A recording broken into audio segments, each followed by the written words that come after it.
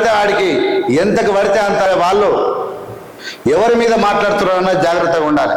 Professor Nageswararao అనేటువంటి ఒక అది కాదు ఒక శక్తి ఈ తెలుగు రాష్ట్రాల్లో ఈ భారతదేశం. నాగేశ్వరరావు అనేటువంటి ఒక ఉన్నతమైనటువంటి నాలెడ్జ్ కలిగినటువంటి వ్యక్తి నుంచి ఏదో గుడ్ మంచి మంచి నేర్చుకోలేడు. ఇంజనీర్ లేడు, లాయర్ లేడు, పొలిటీషియన్ లేడు.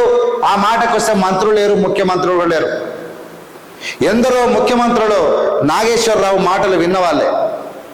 ఎందరో ప్రొఫెసర్లు, ఎందరో కలెక్టర్లు, ఎందరో ఆఫీసర్లు నాగేశ్వరరావు యొక్క మాటలు విని దేశ సేవల్లో నిమగ్నమైన వాళ్ళు ఈ దేశంలో ఉన్నారు.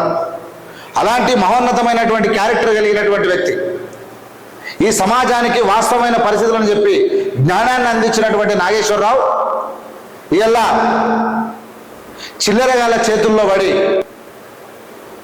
గిలగిల కొట్టుకుంటున్నాడా అంటే అవును.